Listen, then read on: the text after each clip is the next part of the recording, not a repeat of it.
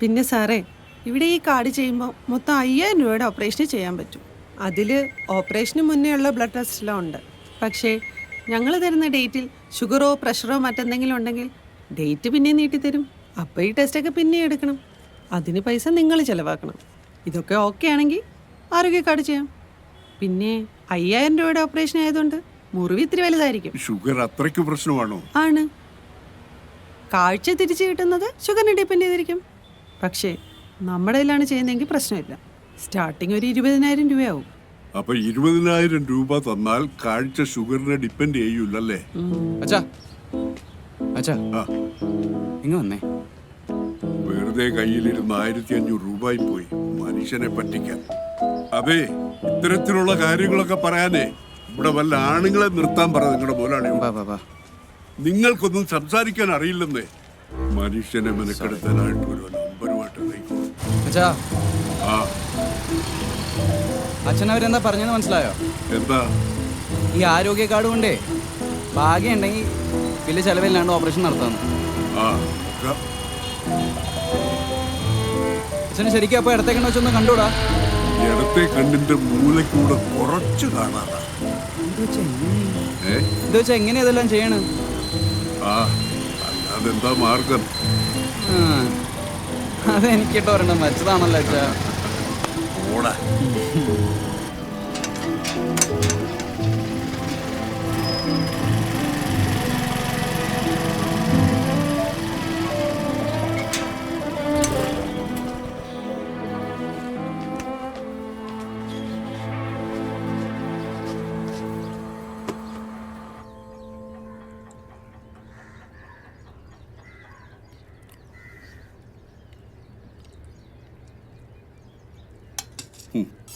അവിയലിങ്ങെടുത്തേ.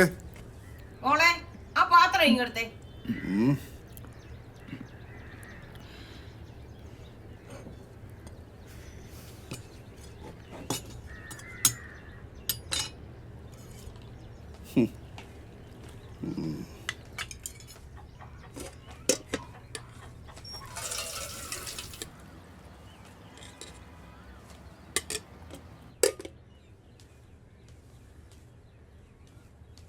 നീ കൊണ്ടുകൊടു.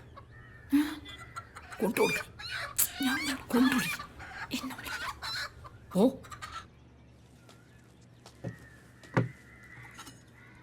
കുറച്ച്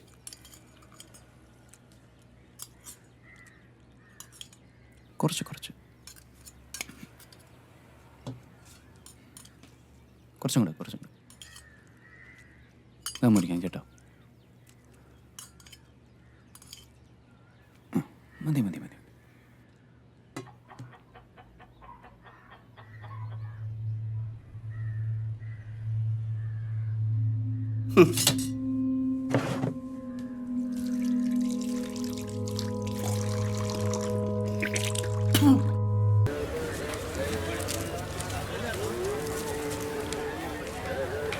ആളെ മെനക്കെടുത്താ ബുക്കിംഗ് ഇടണേ.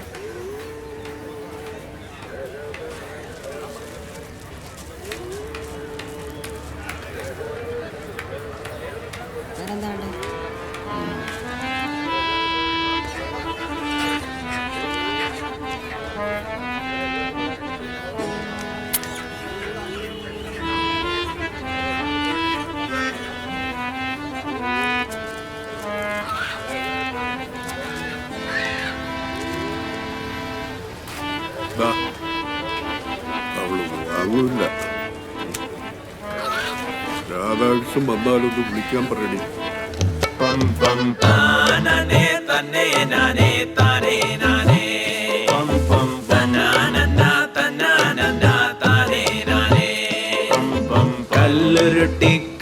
സ്ത്രീകൾക്കും പുരുഷന്മാർക്കും തുല്യാവകാശം എന്നത് ഇന്ത്യയുടെ ഭരണഘടന വിഭാവനം ചെയ്യുന്ന മൗലികാവകാശങ്ങളിൽ ഒന്നാണെങ്കിലും ലിംഗനീതി എന്നത് ഇനിയും സാധ്യമാവാത്ത ലക്ഷ്യമായി തുടരുകയാണ്.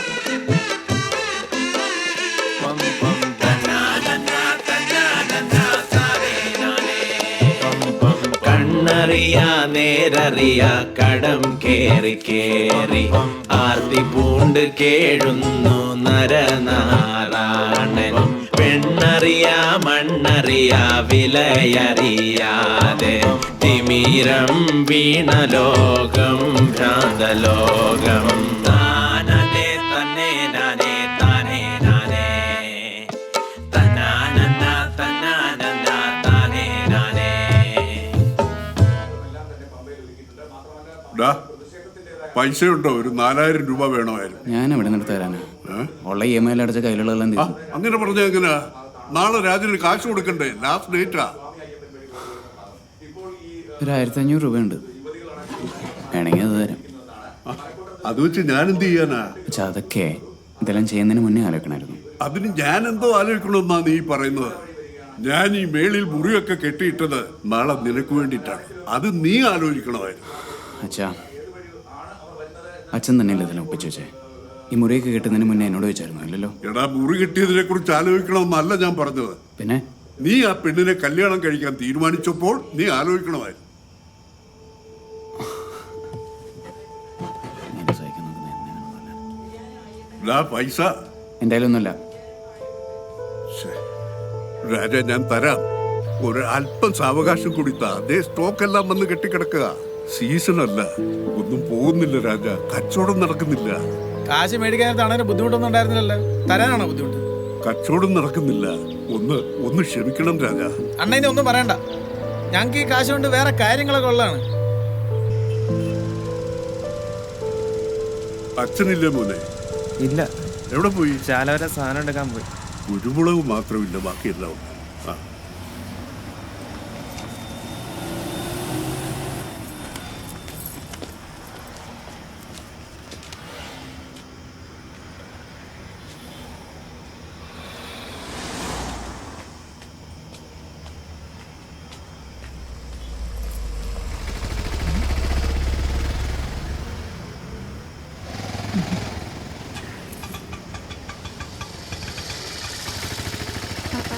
अरे दादाजी, ये तेरे गर्लफ्रेंड है क्या?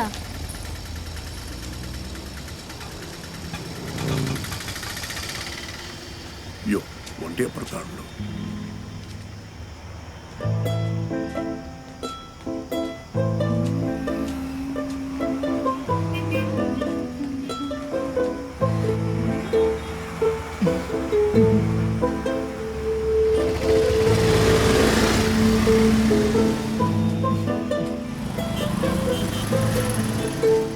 എത്ര?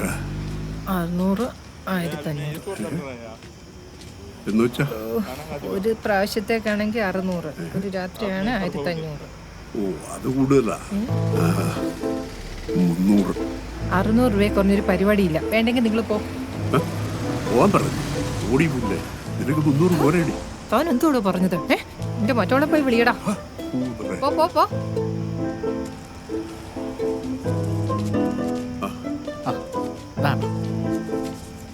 മൊത്തം 4000 ഉണ്ട്. എന്ത് പറ്റി പെട്ടെന്ന് പൈസയ്ക്കൊരു അത്യാവശ്യം? അത് ഒഴിച്ചുകൂടാൻ പറ്റാത്ത അത്യാവശ്യം വന്നു പോയി രാധാകൃഷ്ണ.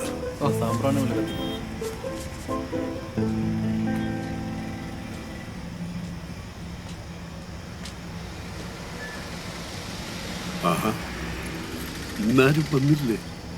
അതെ, ഒരു 500 രൂപ തരാം.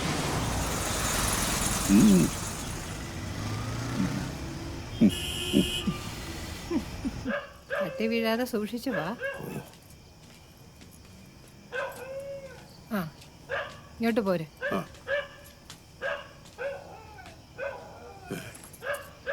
കേറി വാ.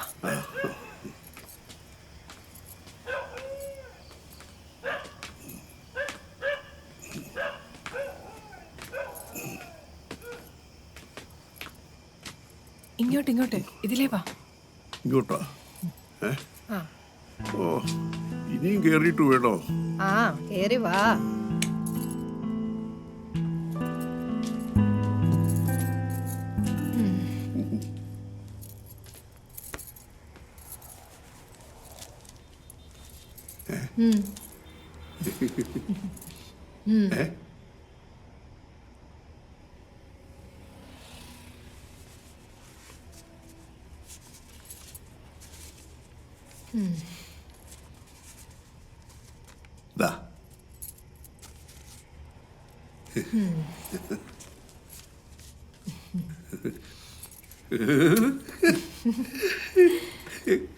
വിട്, ഞാൻ അഴിച്ചു തരാം.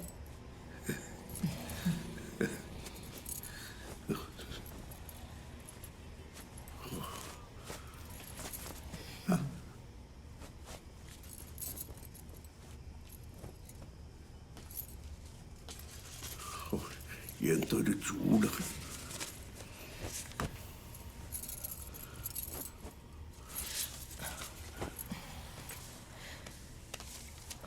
ആ ഫാനൊന്നും ഇടുപിണ്ണേ.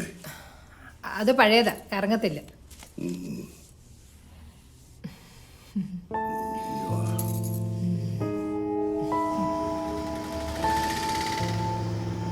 എടോ, തനിക്ക് ഇത് ആദ്യമേ പറഞ്ഞുകൂടായിരുന്നു. വെറുതെ അത് പൊട്ടിക്കേണ്ടി വന്നു. നാശം പിടിക്കാൻ ഓരോന്ന് ഇറങ്ങിക്കോളും. ഇതിലും ഭേദം ആ കറങ്ങാത്ത ഫാനായിരുന്നു. നാശം.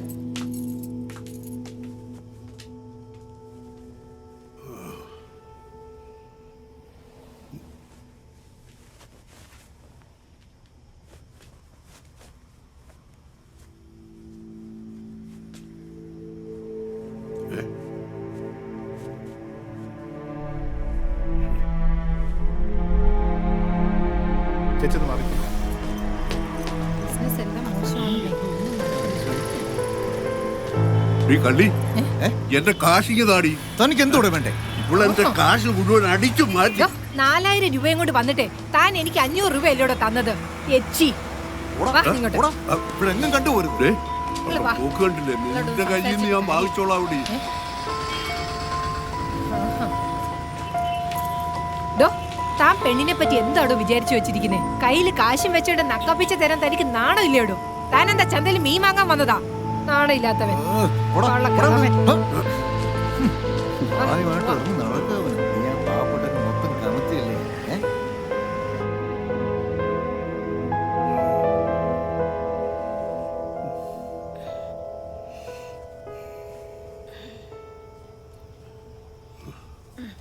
ഞാനേ നളിനിയുടെ അവൻ കുട്ടനെ ഇന്ന് കണ്ടായിരുന്നേ.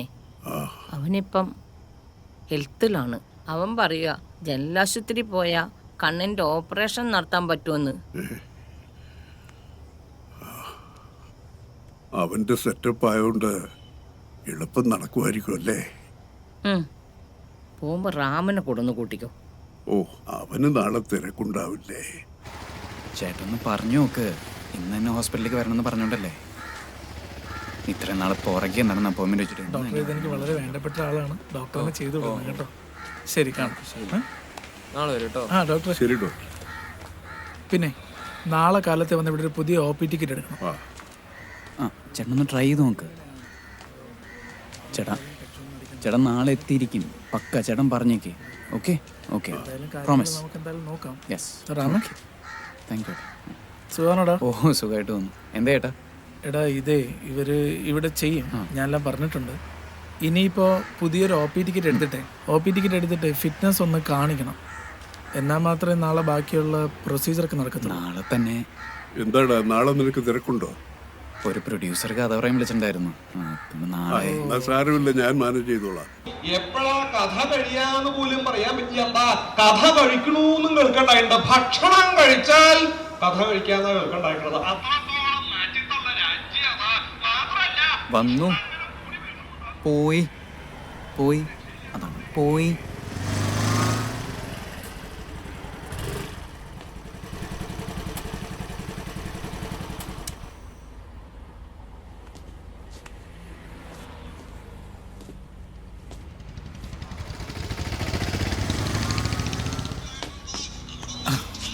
നീ എന്താ ഇവിടെ ചെയ്യുന്നത്? ചേട്ടാ, അതെ, നമുക്കുണ്ടല്ലോ നമ്മുടെ ഈ മൂവിയിൽ ചാക്യാർ കൂത്ത് എന്നുള്ളൊരു ആർട്ട് ഫോം ഉപയോഗിക്കാൻ പറ്റിയാലേ പിന്നെ ആകെ മൊത്തം നമ്മുടെ ഒരു സോഷ്യൽ റെലവൻസ് ഉള്ളൊരു സബ്ജക്റ്റും കൂടെ ആണല്ലോ നമ്മുടെ ഈ സ്റ്റോറി. പിന്നെ ഒരു വിദൂഷകന് പണ്ടുകാലം തൊട്ടേ സമൂഹത്തിൽ ആരും വേണമെങ്കിലും ക്രിട്ടിസൈസ് ചെയ്യാനുള്ള ഒരു സ്വാതന്ത്ര്യം കൂടെ ഉണ്ട്. അപ്പം നമ്മുടെ സിനിമയ്ക്ക് ആപ്റ്റായിട്ടുള്ളൊരു സംഭവമായിരിക്കും അത്. ഇപ്പം എൻ്റെ ഡൗട്ട് നമ്മുടെ പ്രൊഡ്യൂസർക്ക് ഇഷ്ടപ്പെടുമോ അതോ? എടാ, അയാൾ നല്ല കലാമൂല്യമുള്ള ആളാണ്, അയാൾക്ക് ഇഷ്ടപ്പെടും. നീ ധൈര്യമായിട്ടിരി. കണ്ട് ഇപ്പോൾ സ്വപ്നത്തിലും ഇപ്പം ഇതാ കാണുന്നത്. എന്തൊരവസ്ഥ. അപ്പോൾ സാർ, നമ്മുടെ ക്ലൈമാക്സിലേക്ക് അടുക്കുന്നു. നമ്മുടെ നായകന് പൈസയ്ക്ക് ഭയങ്കര ബുദ്ധിമുട്ടാണ്. അപ്പോഴാണ് പുള്ളിയുടെ കൊച്ചിന് അങ്ങനത്തെ ഒരു ഇൻസിഡൻറ്റ് സംഭവിക്കുന്നത്. അപ്പോൾ കൊച്ചിനെ ഇങ്ങനത്തെ ഒരു അസുഖമാണെന്ന് അറിയുന്ന ഉടനെ തന്നെ പുള്ളിക്കാരൻ അറിയുന്ന ഡോക്ടേഴ്സിനെയും ഫ്രണ്ട്സിനെയും റിലേറ്റീവ്സിനെയൊക്കെ ഇങ്ങനെ വിളിച്ച് ചോദിക്കും. പുള്ളിക്കാരൻ റീസേർച്ച് ചെയ്യും ഇതിൻ്റെ ഒരു എക്സ്ട്രീം എന്താണെന്ന് മനസ്സിലാക്കാൻ വേണ്ടി. പക്ഷേ പുള്ളിക്കാരൻ്റെ കയ്യിൽ പൈസ ഇല്ല, ട്രീറ്റ്മെൻറ്റ് ചെയ്യാൻ ഒരു മാർഗവുമില്ല. പുള്ളിയുടെ ഏറ്റവും അടുത്തുള്ള സുഹൃത്തുക്കളുടെ അടുത്തും ഏറ്റവും അടുത്തുള്ള ബന്ധുക്കളുടെ അടുത്തും പുള്ളി ഒരു വഴി തേടി ചെല്ലുകയാണ്. ഈ OP17 അങ്ങോട്ട് പോയിട്ട് വലത്തോട്ട്. അവിടെ പലരും പുള്ളിക്ക് പല വഴികൾ പറഞ്ഞു. പക്ഷേ അയാൾ എത്തിപ്പെട്ട എല്ലായിടത്തും തിരക്കും തിക്കും തള്ളും ആകെ മൊത്തം ബഹളമായിരുന്നു. അങ്ങനെ പുള്ളി അവസാനം പുള്ളി ബാങ്കിൽ പോയി ചോദിക്കുകയാണ്. ബാങ്കിൽ പോയി ചോദിക്കുമ്പോഴും അവർ തയ്യാറാവുന്നില്ല. പക്ഷെ പുള്ളി ഗിവ് അപ്പ് ചെയ്യുന്നില്ല സാറേ. ഒരു അച്ഛനാണല്ലോ, പുള്ളി ഇങ്ങനെ കഷ്ടപ്പെട്ട് തിക്കും തള്ളൊക്കെ സഹിച്ച് അവസാനം ഒരിടത്ത് എത്തിപ്പെടുകയാണ്.